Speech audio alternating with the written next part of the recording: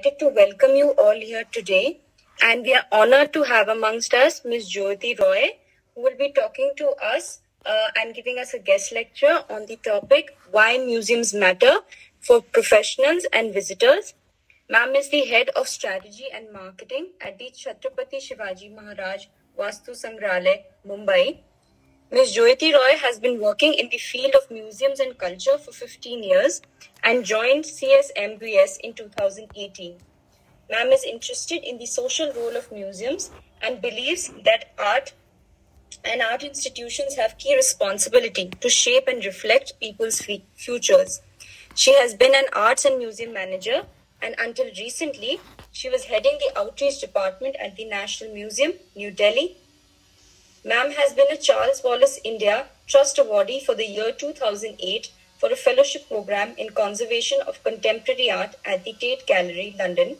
She was the Clore Leadership Fellow for Culture, representing India to the UK in 2017 and 18, and worked with the Victoria and Albert Museum, London, for their upcoming museum and collection research facility in East London. We are very grateful to you, ma'am, for sparing your time and being here with us today. And without any further delay, I would now like to request you to please kindly take over. Thank you very much, Anushka. And thank you also to Vidisha and to Priyanka and everyone else who's been in touch with me in the past few days. I really have to thank all of you because I'm super impressed with your conviction in getting a guest lecture organized. That's quite remarkable. I mean, you're all in college, and it's I'm quite impressed by how organized you all are about this. So my heartfelt congratulations to all of you. Well, you know, I mean, one way to sort of talk today would have been that I talked to you about museums, and I would talk to you about the history of museums and why they're relevant and what you can do there and so on. But I recognize that as young people who are going to sort of enter into a world full of opportunities, there are two things that you must be mindful of. One, why should museums matter to you? And secondly, on a very practical level, what is it that you, as people who are studying history and who have set out to make a career about the past, what can you do in museums? So what I'm going to do is I do realize that you've set aside about an hour, but I'm going to show you a few films. I'm going to talk to you a little bit, and I'm obviously going to show you a lot of images. And I will do this through three landmark exhibitions that have taken place in India in the last 3 or 4 years, maybe a little more actually, maybe 5 or 6 years. And these are extremely important ventures because they will inspire you or inspire all of us who work in the field of culture to realize how important cultural input is in life. And that's something which, you know, all of us must realize now after this year, which has been a very difficult year. And we do understand that, you know, museums mostly deal with ideas. And if we don't sharpen our ideas, if we don't communicate our ideas with a certain level of criticality and smartness, none of the history that we know or we understand is going to reach anyone else. It is with this context that I will talk to you about 3 exhibitions. I'll talk very briefly about 2 or 3 very early museums of the country. And I would, I hope that through this presentation, I'm able to evoke a sense of deep interest in all of you to work in the museum sector. So we'll really begin with a film, which is a slightly longish film, but you will not realize how long it is because it was a massive collaborative project that I will talk about. So in 2017, actually the whole process started in 2015, but India worked with the British Museum and with another set of actually 18 museums from the country to put together an exhibition which was called India and the World, a History in 9 Stories. Now, I don't know if you've heard about this exhibition. This had shown briefly at the National Museum as well. But to begin with, it was conceptualized and designed and created in Mumbai.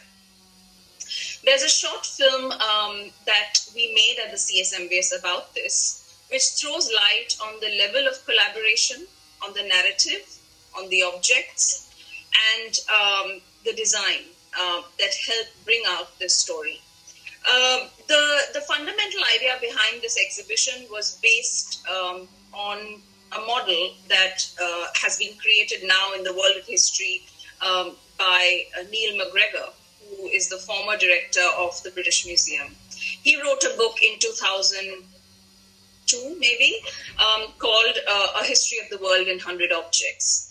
And that remarkably changed the way museum objects are understood.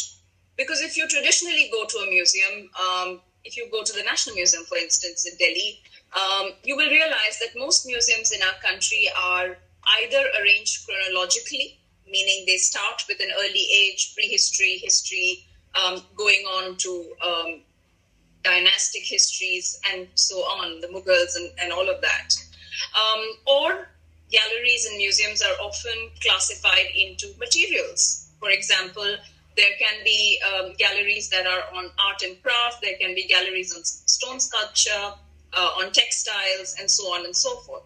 But what this book did was it picked up 100 objects from the British Museum's collection, and each object had descriptions that were 2 or 3 pages long, because they charted out the history of the object in popular history, of course, chronology, how it was used, its provenance, and so on and so forth, and ultimately proved to the world that we may or may not survive, but objects do survive.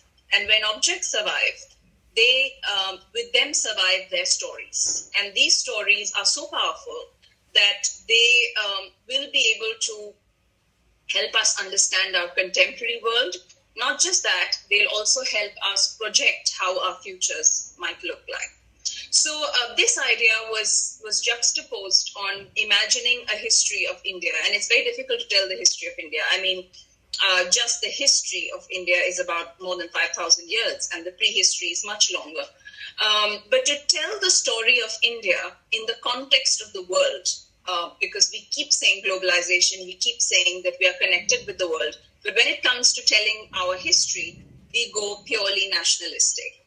And that's not such a hot idea anymore. So India and the World was an attempt to place India in the world map, but not with a sense of false pride. The idea was to show exchange, to show how India influenced the world, but also how the world influenced India. And also the differences that Indian art has with, I mean, you know, as compared to art from other parts of the world, and similarities that they exist. So great, without much ado, I'm going to play the film. If for some reason you're unable to hear the audio, please let me know, then I will just go on to a cast mode, okay? Right. You will hear a lot of people in this, in the film. You will hear Neil McGregor, you will hear Hartwig Fisher, who is the current director of the British Museum. You'll hear our director, Mr. Sabyasachi Mukherjee. And you'll also hear the various collaborators, designers, curators, educators. And you'll somehow get a sense of how a museum functions in today's world.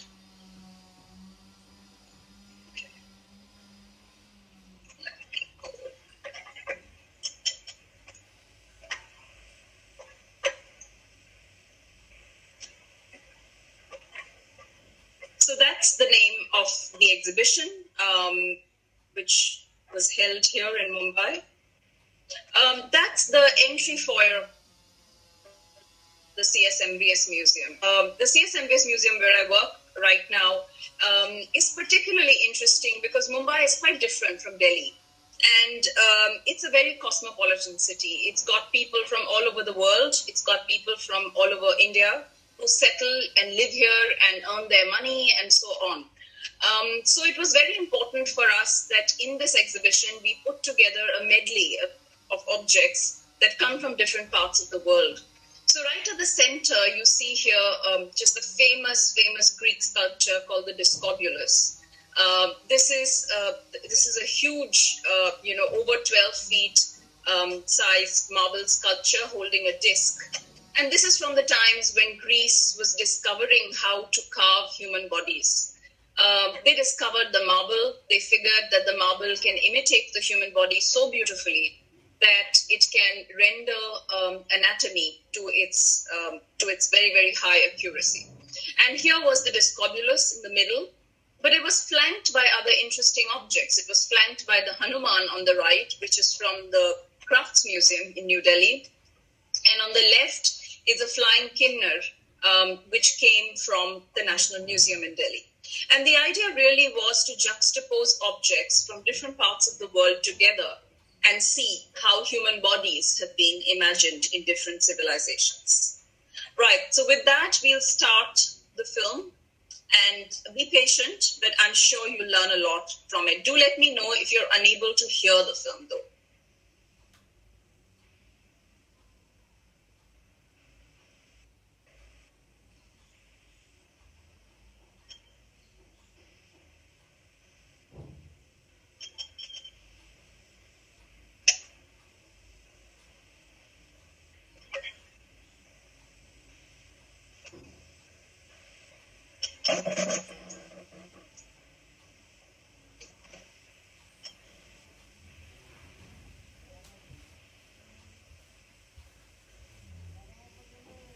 I'm not able to hear. Like it's just not the audio. 1 second.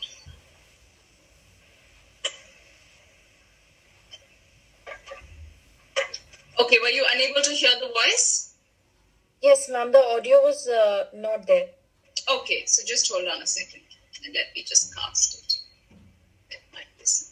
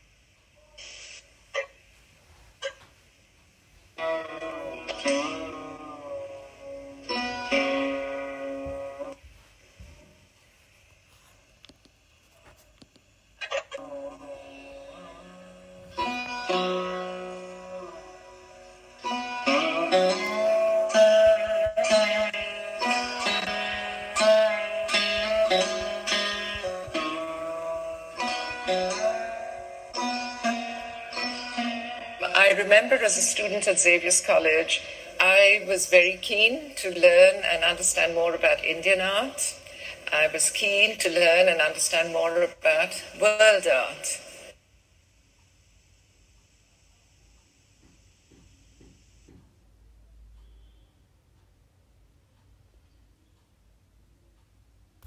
India's place in the world, what India gave, what India received. Museums are intercultural spaces. They promote intercultural dialogue between communities in multicultural societies and encourage increased knowledge, greater recognition, and appreciation of other cultures. This exhibition is an experiment, the first of its kind outside the United States, the United Kingdom, and the European borders, and attempts to provide a model for museums to share collections with people across the world. The exhibition is built around a nucleus of works coming from Indian collections, public and private Indian collections, showcasing the cultural history going back not only thousands of years, but millions of years of South Asia, and putting this development into global perspective, with the British Museum providing everything that pertains to the world beyond South Asia. So it's really joining forces, joining collections to come up with a new history and a new story. The idea of this exhibition began in a conversation with Mr. Mukherjee, and we were talking about whether it would be possible to make some kind of exhibition in Mumbai that came out of the idea of a history of the world in 100 objects, to take things that would let us tell stories that were of interest to a public in India. And we decided that the best way to do this was to choose objects from particular moments of Indian history. It would be absurd to try to tell the whole story of India. Impossible. So we thought we would choose 9 moments of history, 9 moments where most Indians know where India was at that point. Moments like the Indus Valley, like Ashoka, Akbar, independence. Those moments. And from those moments, we would look at what's happening in India and then what's happening in the world.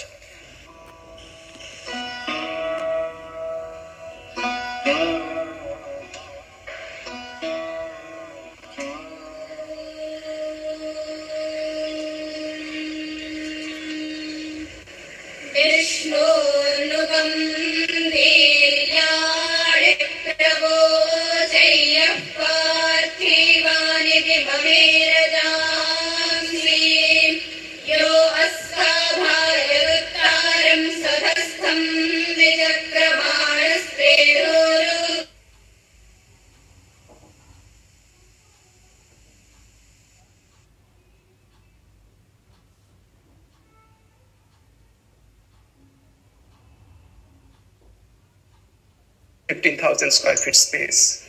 We selected 104 objects from 28 museums in India and 3 private collectors. So our job was to convince them, telling them the importance of the project, that why this particular project is so important for India and Indian museums. An exhibition needs 3 critical people. There is the curatorial vision that has to drive it.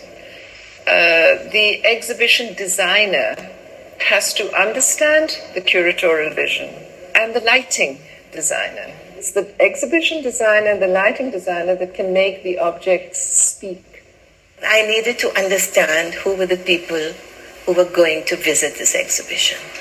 It was our Indian public, which is very diverse, economically disparate, with many, many different languages, cultures, traditions, and everybody had to interact with this. And that is why we worked on a certain concept which took this into account, where there would be academic and intellectual contribution as well as an aesthetic role to play.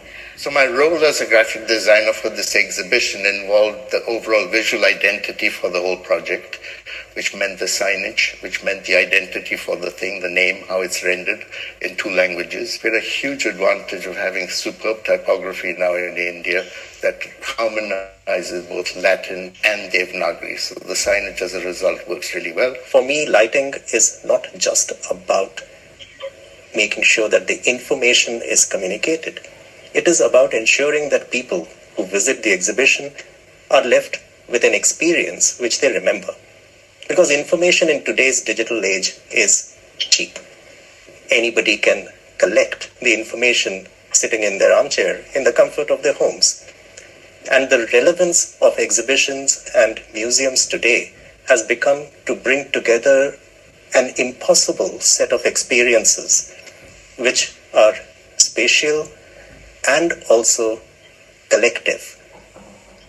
And light, vision, and all the senses that come together in that are what we work with.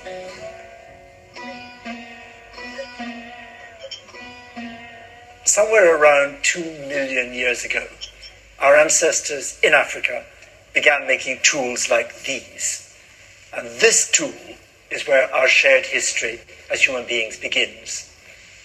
Our ancestors needed something to let them scrape the meat off the bones of the animals they'd killed. They needed something to strip the skins so that they could wear the fur and the leather for protection. They needed something to strip the branches from the trees to make shelters and to burn wood. And amazingly, they invented the hand axe.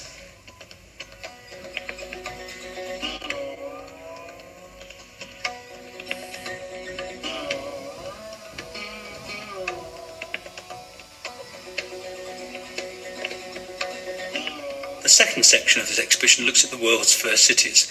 And as you walk into that section, the first things you see are two women. The little dancing girl from Maharaj, one of the most iconic objects from the Indus Valley civilizations, and she's standing next door to another lady, but someone who actually lived in an ancient Sumerian city in southern Iraq at roughly the same time. And these two citizens of the world's first cities introduce a section where we start to look at how life changed when these first cities emerged about 5,000 years ago.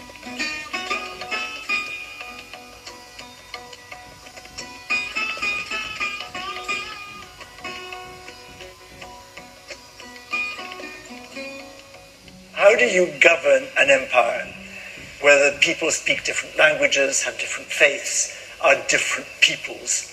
It's one of the great questions of the world. And from around 700 BCE, it began to be a real question as empires began to grow in the Middle East and the Far East. And in this room, there are three demonstrations of three different ways of how one ruler imposes his will on people of very different sorts. The oldest one, about 250 BCE, is the Indian one, of the Emperor Ashoka. And Ashoka decides that the way he will present his power is by writing in a public place, engraving on stone, the idea that should govern the empire. And he does it in an extraordinary way. He does it in different languages for the different peoples of the empire. It's one way of running a multiracial, multi-ethnic empire. About 40 years later, in China, the first emperor of China, Qin Shi Huangdi, about 210 BC, has the same problem. How do you hold this enormous area together that you've conquered? They all speak different languages, they're all different kinds of people. And he writes only in one language, one script, which will be the same right across his empire.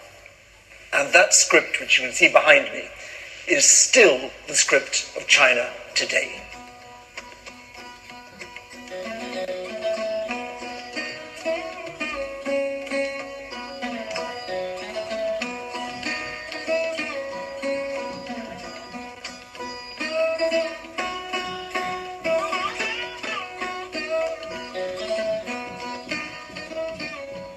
For most of history, if you've been a ruler, you want to get two messages across to the people you rule.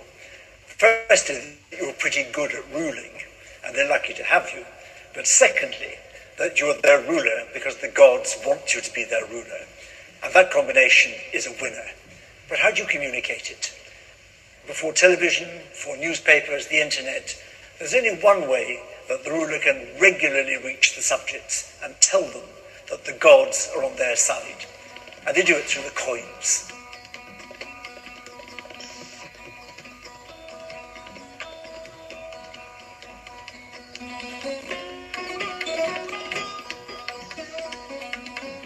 We always wanted, as part of this exhibition, to bring together religious imagery from around the world at roughly the same time, to put them in conversations with each other. And at the heart of those conversations are the first two objects you see when you enter this part of the exhibition, which is an image of Christ on the cross and an image of the Hindu god Ganesh. Now, those two objects are very familiar to our audience, but what we wanted to do is surprise the visitor, because they aren't quite what they first see. For an Indian visitor in Mumbai, seeing Ganesh, they're going to think this is an Indian object. Seeing Christ on the cross, they're going to think this is a European object. Actually, the Christ on the cross is the Indian object, and the image of the god Ganesh is actually from Indonesia. And then the other objects in this semicircular part of the exhibition are images of gods, goddesses, and divine figures, ancestral figures sometimes, from different parts of the world. And this, I think, is almost the first time I've ever seen an exhibition which has tried to bring together these different images from all over the world at the same time. Most of the stories in this exhibition are stories where India is part of a movement, an idea that embraces the whole world. But there's one of the stories where India is right at the beginning, and that's the story of Buddhism. How do ideas travel? We know they travel by military conquest, we know they travel by trade, but they also travel, of course, by missionary activity.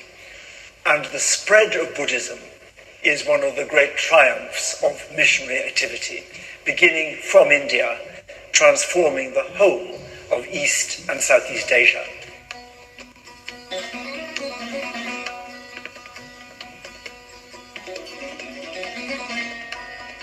Section 6 of the exhibition is all about Indian Ocean trade and Indian Ocean traders. The objects in this section look at stories of how objects have been travelling around the Indian Ocean, creating connections between people, and with those objects, people have also been travelling as well. The two objects which start that section are 2,000 years old, showing how at the time of Ashoka, at the time of the Roman Empire, there was an awful lot of trade going on between India and the Roman Empire. So one of those objects is a Roman object which has travelled from the Roman world to India, an image of the god Poseidon. The other object is a pepper pot. It's in the shape of the hero Hercules, but it's a pepper pot containing Indian pepper for use at banquets in Roman Britain. So showing that actually 2,000 years ago, a lot of objects in Indian goods have been travelling long distances, even then.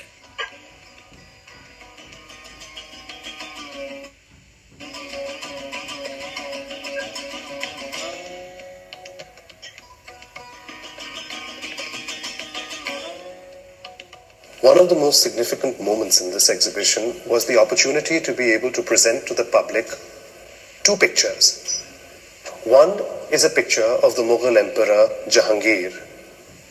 When you look at him closely, you'll see that he is holding up a European painting of the Virgin Mary. Mary has particular significance in the Islamic world because she is Maryam. Jahangir's own mother was Maryam. But Jahangir took on the name for himself, Nuruddin, the light of the world. And in the darkness of the night that surrounds him on all sides, he himself is illuminating light that is coming out of him, Nuruddin, and he is holding up Mary. And around him are a series of calligraphies that give him hope for how to continue to rule through the troubled times of kingship. Right next to it is a sketch that is made by Rembrandt. And Rembrandt has copied a Mughal painting of Jahangir. Now, very few people know that late in his career, Rembrandt made 23 sketches based on Mughal paintings. These copies of Mughal paintings show that the Dutch East India Company was bringing important Mughal paintings for sale to Amsterdam, where an artist like Rembrandt would have had access to them. Rembrandt is looking at Jahangir, and Jahangir is looking at a European painting. So at one level, it's a great opportunity to be able to present to the world that it's not just Mughals who are learning from European art, but also European artists are enamored with Indian art. The rest of the section looks at the opulence and the luxury of courts from other parts of the world. At the same time as we tend to think about the courts in Ming China, Mughal India, Spanish Europe, there are equally powerful, equally opulent, equally luxurious courts happening in West Africa and many other parts of the world.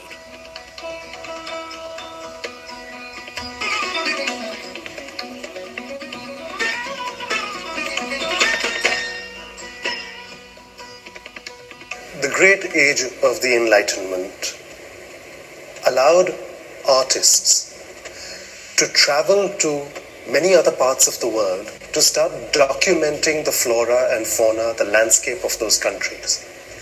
Johann Zoffany is one of the most important European artists who played a significant role in this endeavor. In the middle of the painting, he makes his self-portrait as if he is distracted from what he is painting himself to turn around and look at us. It's a view of his studio in Lucknow in the 1780s, probably somewhere between 1786 to 1788 when he makes this canvas. And all around him in his studio are paintings that he has created that are up for sale, or maybe that he has made for the gentlemen that share the canvas with him, who are his friends. On the one side, we see Antoine Paulier, who had become a bit of a Nawab living in India. And Antoine Paulier had become a big collector of Persian and Sanskrit manuscripts. So he is knowledge gathering on one side, because you see his elbow resting on a table where there are these Persian manuscripts that he has gathered. On the other side of the painting is Claude Martin, famous in India because he created La Martiniere schools, and so there is Claude Martin, and he is pointing towards his house that he has just constructed. And then on the extremities of the picture, these Indians on each side, who are servile, who dare not wear shoes in front of the Europeans, who are supplicants, who fold their hands in front of their masters, offering up their produce, offering up the knowledge of their landscapes, and Zoffany's own expression. He's the only person who makes eye contact with us. He's reporting back to us and telling us what's happening in the late 18th century. Zoffany's picture is poignant. It's got a lot of depth in what it is trying to communicate. It's telling us not just about the propaganda of getting to know each other, of what globalization brings, but there's a certain insight about the terms at which that exchange is going to take place between Europe and India. And I think, therefore, this painting speaks to us today at many more levels than just the simple narrative of Europe meets India in the late 18th century. This exhibition is celebrating globalization, but not in a propagandist way. We have suffered because of the conflicts that have come when different civilizations come in close contact with each other. It isn't always harmony. Communication with each other and exchanges also come with warfare, what we call today the othering, with strife. It would have been disingenuous of us if we were just going to be laudatory all through this exhibition, celebrating globalization without talking about the enormous sacrifices, the conflicts, the terror that has come along with globalization. Our message is of peace, because only with knowledge of each other can there be peace. But we also have to learn that those exchanges were not always very peaceful. So the quest for freedom presumes that there was a time when there was a lack of freedom. And so that's what the rest of the artworks in this gallery bring us to see, the concerns of the world today.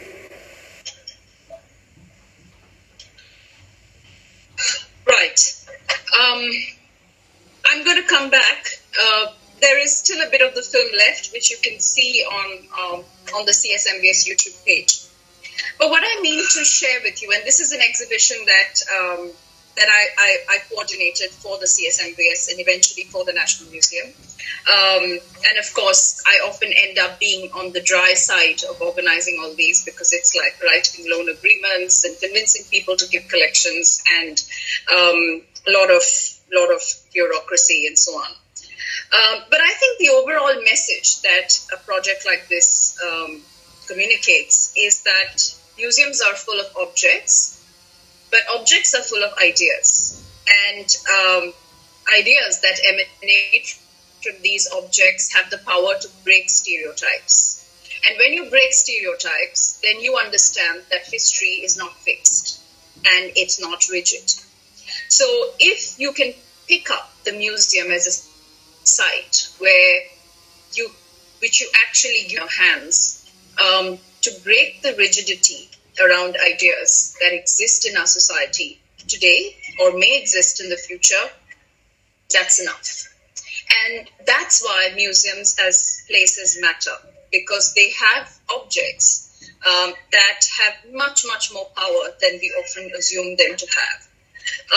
There's been another challenge. Museums have often been beautiful buildings and huge edifices. And we often get kind of clouded by the fact that these are massive institutions that we, are entering. We are often overwhelmed with the collections, with the number of objects and so on. And therefore, projects like this, projects like the India and the World, often demonstrate how much value there is in each object and what sort of detail can each object really communicate.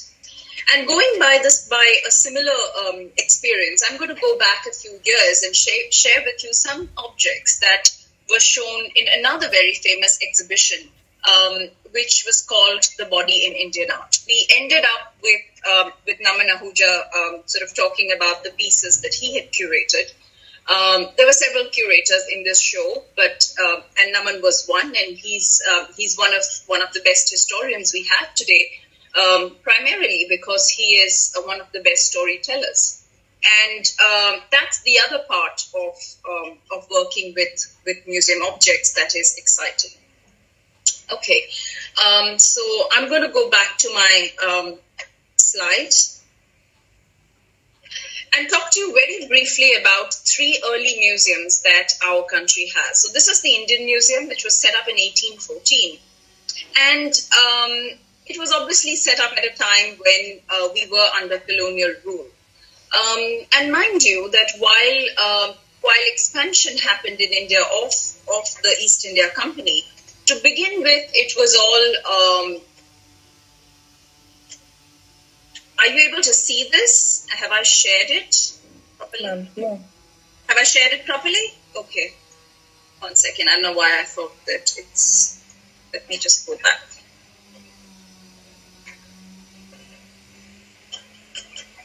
Sorry.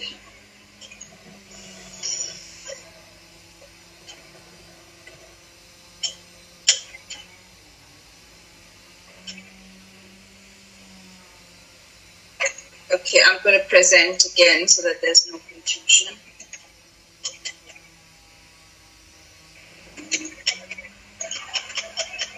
All right.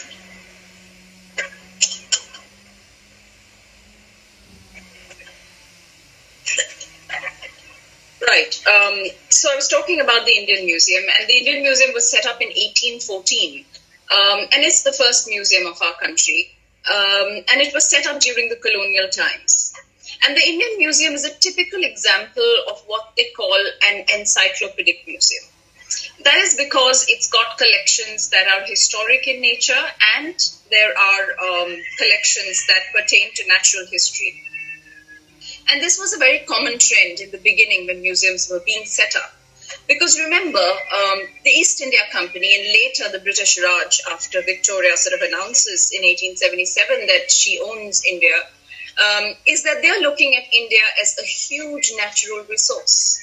So if they're looking at India as a natural resource, they want to present its collections and its resources in their museums. And that's what you see in a museum like the Indian Museum. Of course, there were things that came out of excavations. For instance, these massive pieces of the stupa railings from Barhut in central India. And then came another kind of museum, which are the site museums. And the first site museum of our country is Sarnath, which is, of course, situated in the beautiful location of Sarnath, which you can see here, the huge stupa here.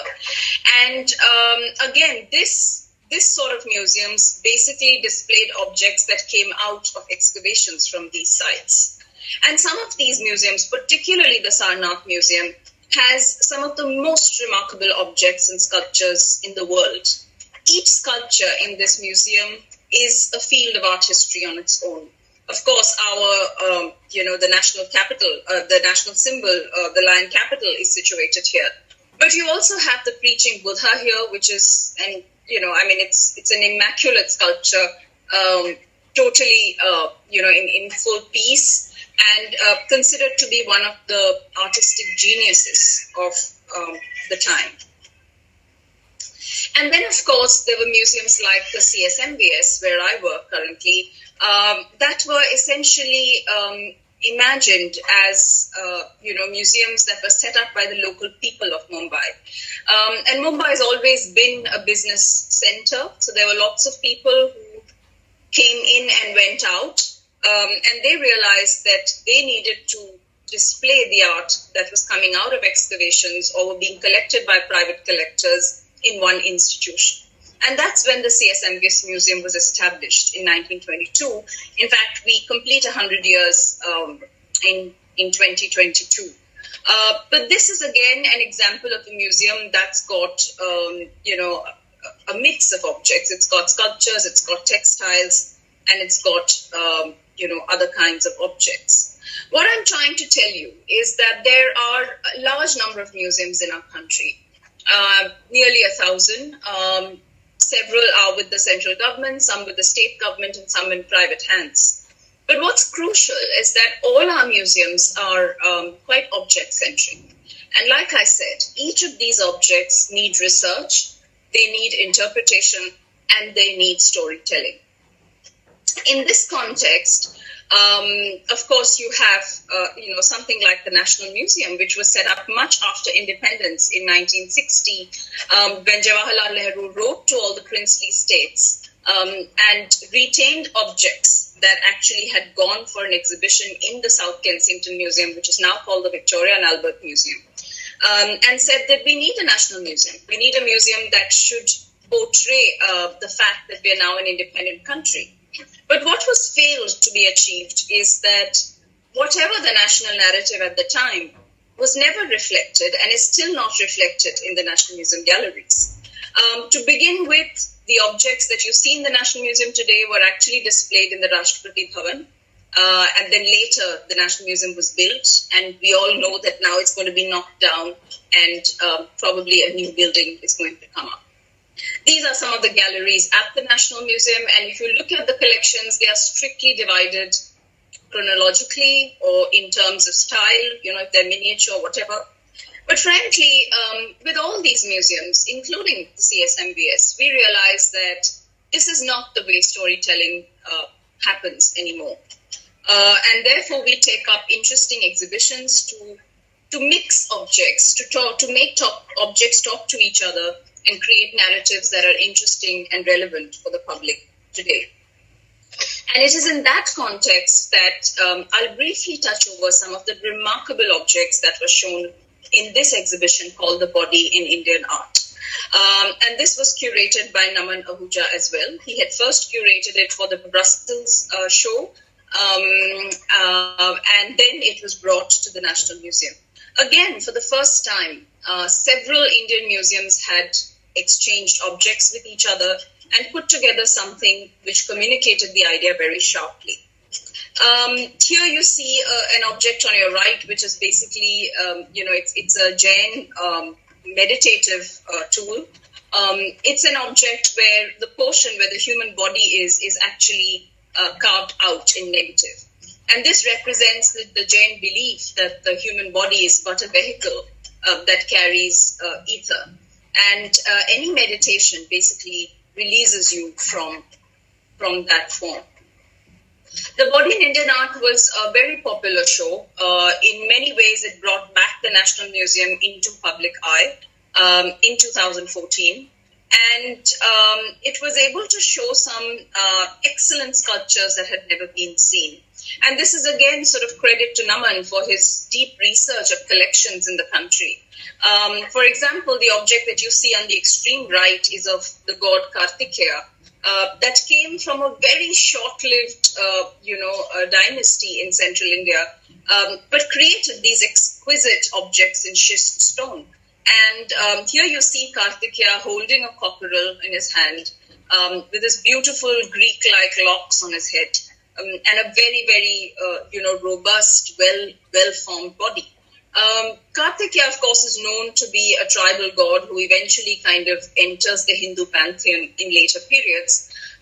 But you can clearly see the dignity and the level with which this piece has been carved.